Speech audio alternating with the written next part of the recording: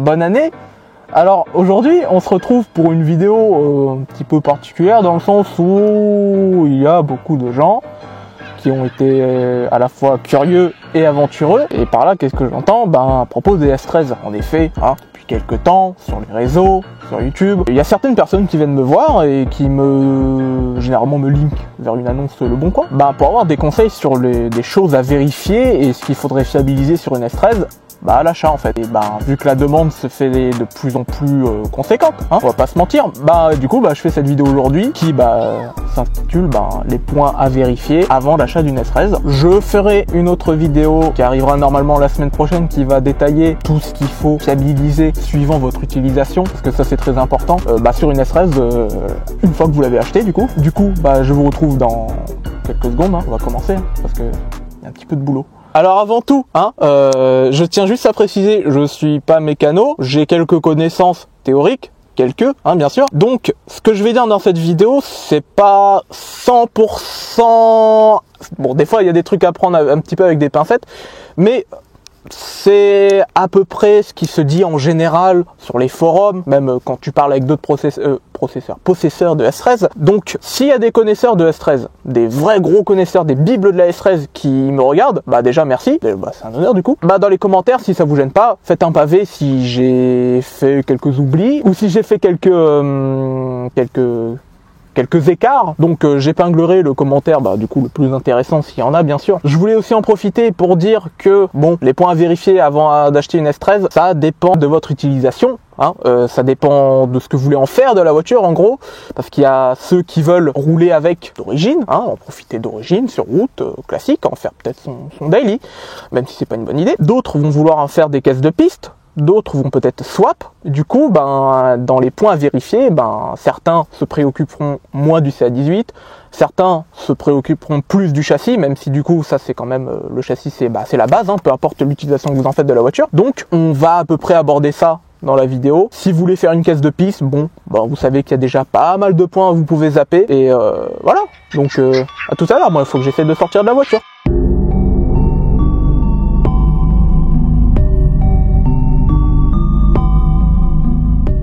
Alors, pour commencer, vous avez vu une S13 par exemple sur un site, vous êtes intéressé, vous avez contacté le vendeur au préalable pour lui demander, pour lui poser surtout des questions sur est-ce que la voiture a été entretenue, est-ce qu'il y a des choses à revoir, bref, tout le blabla classique. Il y a des milliers de tutos qui existent sur ce qu'il faut demander, ce qu'il faut voir à l'inspection d'une voiture à l'achat. Moi, je vais sortir 2-3 points un petit peu obvious, un petit peu universels dans le sens où c'est des voitures du coup un peu anciennes, qui ont bientôt 30 ans, donc elles ont quelques petits défauts avec le temps qui sont propres en fait à leur année. Du coup, forcément, tu arrives devant la voiture, qu'est-ce que tu vois?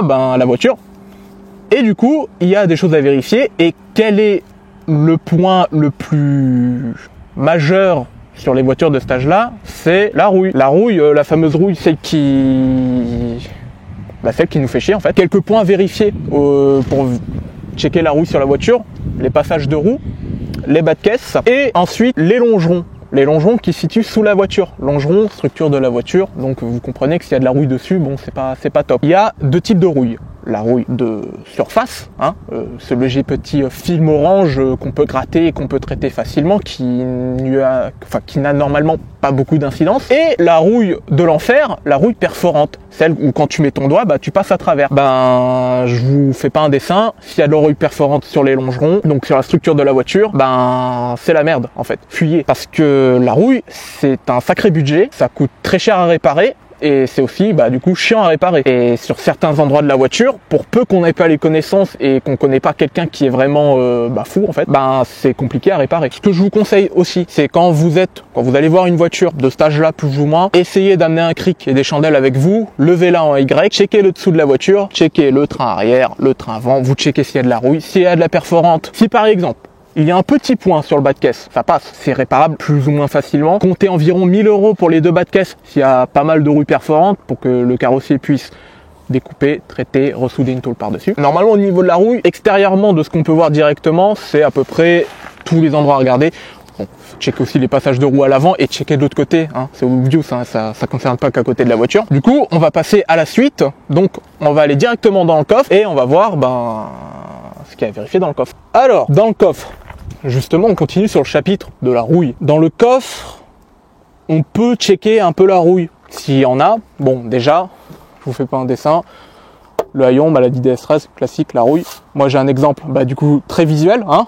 Ça se voit beaucoup que c'est un peu la maladie de la voiture. C'est pas trop grave s'il y a de la rouille sur le haillon, parce que c'est normal. Ça coûtera un petit peu de sous pour réparer. Donc ça, c'est déjà une première chose à vérifier. Dans le coffre, il y a ce tapis à enlever et ce truc en carton, bois, peu importe, qui a été abîmé, hein, à force de mettre des roues pour aller faire du drift sur circuit. Là, vous pouvez voir que c'est pas très joli à voir. Là, ça va encore. Il y a juste de la rouille de surface dans le bac à roues de secours, ce qui est plus ou moins normal, parce que souvent, bon, c'est un peu mystique aussi, hein, mais des fois, le haillon n'est pas tout à fait étanche, il y a de l'eau qui s'infiltre, et ça donne ce que vous voyez là, de la rouille dans le bac de roue de secours. Ça, c'est de la rouille de surface, c'est facilement traitable, il faudrait que je le fasse, mais s'il y a de la rouille perforante, c'est encore pas trop grave. Encore, ça dépend vraiment si votre bac de roue de secours il est orange et que vous mettez la main, votre main traverse, bon, c'est chaud, c'est très chaud. Donc, ce que je vous conseille, checkez, si c'est de la rouille de surface, tranquille. Checkez aussi au niveau des tourelles de suspension. Normalement, hein, je vous rassure, il ne devrait pas y avoir de rouille, hein, parce que normalement c'est juste un petit cache enlevé hein, pour vérifier les tourelles de suspension. Là, ça a juste été découpé pour la barre anti-rapprochement. Normalement, il ne devrait pas y avoir de rouille. Si vous voyez de la rouille de surface, c'est bizarre. Si vous voyez de la rouille perforante dessus, fuyez, parce que du coup, avoir les combinés dans le coffre directement quand tu roules ou quand tu fais du circuit, c'est pas fun, parce que c'est difficilement réparable et voire pas du tout. Ceci étant fait, on va passer maintenant au reste. Tout simplement. Là, ce que j'essaye de vous montrer, c'est les généralités, ce qu'on voit sur à peu près toutes les S13 quand on va en acheter une. Alors, je coupe un petit peu la vidéo pour vous dire que, bon, vous avez été plus ou moins nombreux à être intéressés par les S13, mais je tenais juste à préciser que les S13 se font, entre guillemets, de plus en plus rares. Elles se font aussi de plus en plus beaucoup très chères, parce que les prix ont littéralement flambé depuis bientôt 3 ans. Là où tu pouvais avoir une S13, on va dire, à 4 000 € propre, aujourd'hui tu dois dépenser au moins 6-7 000 € à peu près pour avoir quelque chose de, j'espère, propre. Si vous êtes amené à acheter une S13, peu importe votre utilisation, concentrez-vous sur le châssis, et pour ceux que ça intéresse de rouler avec tous les jours, concentrez-vous aussi sur le moteur. Mais le châssis restera du coup très important à vérifier. Vraiment, checkez bien la rouille. N'oubliez pas que la rouille, vous pouvez la voir de surface, comme ça, de visuel, mais elle peut aussi être derrière, et là c'est beaucoup plus problématique, c'est aussi beaucoup plus cher et c'est surtout difficilement réparable. Je pense notamment au plancher, en dessous des sièges de la moquette, etc. Bon, par souci de temps, vous n'allez pas trop faire chier le vendeur non plus à démonter toute la voiture pour vérifier la rouille. Si l'extérieur est propre, en fait, normalement vous ne devrez pas avoir trop de soucis au niveau de la rouille à l'intérieur, on va dire un petit peu de la rouille cachée. Les S13 se font vraiment beaucoup plus cher, donc à ce prix-là, assurez-vous vraiment d'avoir une voiture qui soit 100% roulante, presque, je dis rien, presque exemple de rouille, parce que bon, pour moi, si tu claques 7 000 € dans une S13, tu l'achètes pas avec de la rouille, c'est improbable. Il n'y a que le haillon où, bon allez, j'accepte qu'il y ait de la rouille, et encore, parce que vraiment 7 000 € c'est très cher, et bon après ça dépend de la conception de chacun de la voiture, mais vraiment, à ce prix-là, assurez-vous d'avoir quelque chose de propre. Normalement, tout ce que je dis là, vous le vérifiez, et normalement il y a des trucs que vous ne verrez pas sur la voiture que vous deviez acheter parce que c'est censé être propre en fait à ce prix là. Donc voilà, on va passer à l'élément le plus important, un des éléments les plus importants de la voiture, c'est-à-dire le CA18. Certains vont vouloir swap, etc. Bon, libre à vous de faire ce que vous voulez. D'autres veulent rouler avec, dans ce cas-là, GG les gars. Et on va aborder un petit peu ce qu'il y a de vérifiable facilement, on va dire, parce que là je rentre pas trop dans le côté ultra technique, tout ça, mais là je fais en sorte de juste vous donner quelques conseils pour vous assurer que la voiture soit roulante sans souci.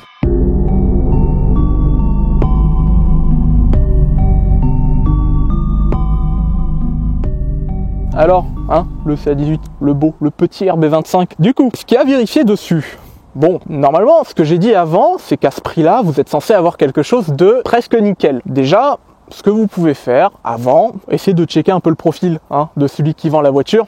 Si vous voyez que c'est genre moi qui vend la voiture et que je suis du genre à taper des rupteurs au feu rouge contre des TDI, vous savez que le moteur a peut-être un peu morflé. On peut utiliser le moteur, se faire plaisir avec, dans les limites et dans le respect de la mécanique, bien sûr, mais si vraiment vous avez un doute sur le propriétaire en lui-même et qu'il est vraiment du genre à faire n'importe quoi avec ses affaires, prenez vos précautions. Et du coup, bon, une fois ça de fait, vous pouvez à la limite checker le niveau d'huile avec la petite tige ici. Moi je vais pas le faire parce que le moteur est chaud en fait, et que du coup ben la donnée va être faussée. Si l'huile est entre le minimum et le maximum, dans ce cas-là, ok, pas de souci. C'est ce qu'on nous apprend partout à l'auto-école, au code, peu importe. Si l'huile est au-dessus du niveau max, mais qui est pas quand même sur la tige, hein, faut pas déconner non plus, là c'est cool aussi, parce que c'est très conseillé de mettre un peu plus d'huile que le max par rapport au problème de conception du CA18, parce que bon, le CA18 c'est vrai, certains ont tendance à cracher dessus un peu à tort et à travers, même si c'est vrai il y a 2-3 choses quand même qui sont pas tip top, mais le CA18 reste un moteur plutôt correct, fiable si on l'entretient bien, parce que oui, c'est un entretien assez rigoureux, il vous faut aussi un certain billet à côté. Vous achetez la S13 mais vous avez environ 500 € de fiabilisation à faire, et l'entretien, comme j'ai dit, il est très régulier, il faut être assez rigoureux, même sur l'utilisation de la voiture, il faut faire gaffe. Autre point à vérifier, vous arrivez, assurez-vous vraiment de savoir si la voiture a déjà démarré aujourd'hui ou si elle a démarré il y a longtemps, plus tôt dans la journée. Ça peut être un bon point parce que ça peut vous permettre de vérifier quelque chose de crucial sur le CA18.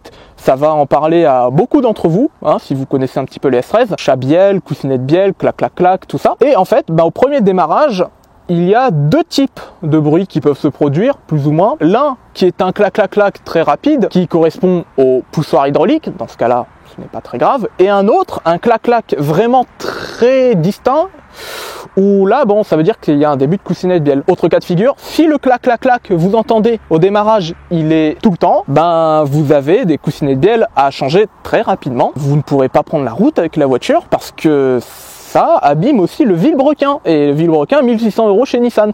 Comptez environ 700 € de forfait garage pour le changement des coussinets de bielle avec l'huile, la vidange, tout ça. Donc voilà, assurez-vous d'avoir l'oreille. Donc bon, les poussoirs c'est pas trop grave, c'est assez simple à changer, autant là où les coussinets c'est beaucoup plus complexe, et pour un mécano novice, même pour moi, bon, donc ça c'est pour les coussinets. Généralement à ce prix là, assurez-vous qu'il n'y ait ni de clac clac clac de poussoir, ni de coussinets. S'il y en a de poussoirs, bon à la limite, ça passe, mais encore, ça doit arriver vraiment à la première seconde, vous démarrez le moteur, dès la première seconde vous entendez et ça s'arrête. C'est pas censé être plus longtemps, parce que dans ce cas-là c'est bizarre. Ce qui est à vérifier aussi, les durites de liquide de refroidissement. J'ai pas l'impression d'être un cas isolé par rapport aux durites de refroidissement qui pètent. J'ai vraiment pas l'impression d'être un cas isolé, parce que pour avoir parlé un petit peu vite fait à quelques possesseurs de S13, il y en a une ou deux qui posent généralement problème. Donc une qui se situe sous le collecteur d'admission, et bon, généralement vers le collecteur d'admission en fait. Du coup, vérifiez-les, et si vraiment vous avez besoin de rentrer par la route, normalement ça devrait faire le taf, surtout au prix où vous achetez la voiture. Après, ce sont des durites qui ont l'âge de la voiture, donc qui ont bientôt 30 ans aussi, donc vous en doutez, il va falloir peut-être les changer à un moment. Ça sera dans la vidéo de la fiabilisation où j'en parlerai, forcément des durites. Mais voilà, après, pas grand chose d'autre à vérifier. On peut peut-être revenir sur la rouille, je sais que vous adorez ça. Tourelle de suspension, il y a forcément les longerons qui continuent vers l'avant de la voiture, donc vous vérifiez s'il n'y a pas de rouille. S'il y a de la rouille de surface, c'est à peu près normal. S'il y a de la rouille perforante, faites gaffe, fuyez même.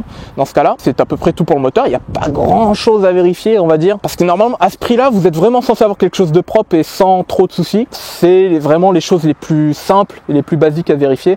J'ai peut-être fait 2-3 oublis, et encore ça m'étonnerait, mais vraiment, déjà si vous achetez une voiture à 7000 €, vous êtes censé savoir que vous êtes censé surtout vérifier que la voiture est en état de rouler et qu'elle vaut bien ces 7000 € quand même, la voiture, parce que 7000 € c'est pas un petit budget et c'est pas à la portée de tout le monde. Du coup, assurez-vous d'acheter quand même quelque chose de correct, les gars. À un moment, vous pouvez pas acheter une poubelle à 7000 €. Bon, on va passer à la dernière étape avant de conclure la vidéo. On va parler de l'essai routier, parce qu'en effet, s'il y a possibilité, faites un essai routier avec la voiture. Ça pourra vous permettre de déceler des gros soucis dès le début, et des soucis qu'on ne peut pas voir et qu'on ne peut pas ressentir quand la voiture est à l'arrêt et qu'elle ne tourne pas. Du coup, je vous retrouve à l'intérieur parce qu'il fait sacrément froid.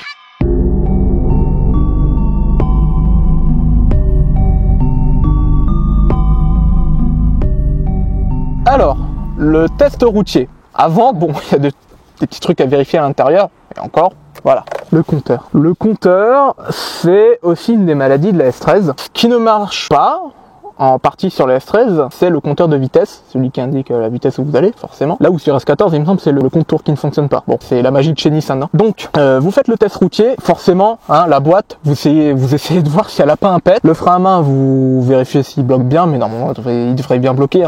Même après 30 ans, il fait encore des sessions de drift, le bordel. Au niveau de la direction, vous checkez s'il n'y a pas de souci. Après, c'est du classique, hein. Vous allez voir une voiture à 7000 €, bon, qui est au moins ça, au moins que la voiture puisse au moins vous faire le trajet du retour. Même au niveau du test routier, assez important de le faire parce que on peut aussi déterminer si on a vraiment un début de coussinet de bielle, même si on peut techniquement le faire à l'arrêt. Bon, autant allier l'utile à l'agréable, hein. Vous roulez entre 2500 et 3100 tours à peu près. Vous mettez dans cette zone-là, vous tendez l'oreille, donc pas de musique, hein, tout ça. Vous tendez l'oreille, et si vous entendez, ça veut dire que vous avez un début de coussinet de bielle. Alors, pas besoin de trop s'affoler, si en vrai si. Vous savez que vous avez des coussinets de bielle à faire prochainement, donc environ 700 € en garage. Et si le vilebrequin est touché, ce qui normalement ne devrait pas être le cas si vous avez de la chance, si c'est juste un début de coussinet de bielle, bon, le vilebrequin, je rappelle, 1600 € chez Nissan. Voilà, c'est à peu près tout pour le test routier, forcément. Hein, vous regardez si le moteur, il charge bien le turbo, si elle a bien toute sa puissance, s'il n'y a pas de pète au niveau du comportement de la voiture. Et normalement, vous devrez vous en sortir assez correctement sur l'achat de la S13. Donc, on va conclure. Je vous retrouve dans quelques secondes. Alors, hein, pour conclure, j'ai peut-être omis de mentionner quelques petits trucs, mais vraiment des petites choses. Vraiment, là, sur cette vidéo, ce qu'il faut savoir, c'est concentrez-vous sur le châssis, sur le moteur. Faites en sorte que votre achat soit pas inutile et que vous ne fassiez pas enfler, parce que le prix des S13 ont, ça va pas mal monté du coup. Les S13 sont des voitures qui sont entre guillemets souvent sujets à différents soucis, surtout au niveau moteur. Et après des soucis bon, forcément liés à l'âge de la voiture en lui-même. Généralement, c'est vrai quand les gens crachent sur le CA18 de la S13, parce qu'en Europe il n'y a eu que le CA18, généralement le problème il vient pas de la voiture en lui-même, mais de ce qu'il y a entre le baquet, le siège et le volant. Donc si vous achetez une S13, faites en sorte de l'entretenir correctement, faites l'entretien de façon régulièrement, faites gaffe à la voiture, respectez les temps de chauffe, les temps de refroidissement forcément du turbo, et normalement vous ne devrez pas avoir de soucis. Et aussi faites la fiabilisation si au cas où je ne l'aurais pas dit. La semaine prochaine arrivera la vidéo de la fiabilisation, normalement. Forcément, suivant le profil de la personne qui achètera la S13, il y aura des étapes de fiabilisation à faire. Je ne rentrerai pas dans le côté ultra technique parce que je veux que ça reste accessible à genre un petit gars comme moi par exemple, quelque chose qu'on peut faire en étant un peu manuel, un peu bosseur. Et là je ne parlerai surtout pas de démonter le moteur, etc. Donc les gars, c'était à peu près tout pour cette vidéo, du coup la première vidéo de l'année. Faites en sorte de vous tenir à vos résolutions aussi. Je vous retrouve la semaine prochaine. Il y aura encore un petit peu de blabla sur la chaîne parce que bon, il n'y a pas de sortie de drift, il n'y a pas vraiment de roulage et le RB est presque en préparation. Soyez très prudents sur la route, ça serait con qu'il arrive un truc en 2019, surtout si tôt. Allez, bonne soirée les mecs, faites attention sur la route et surtout assurez-vous quand même de pas acheter un taudis, hein, parce que bon, c'est chiant, ça coûte cher quand même, hein. Allez, à plus.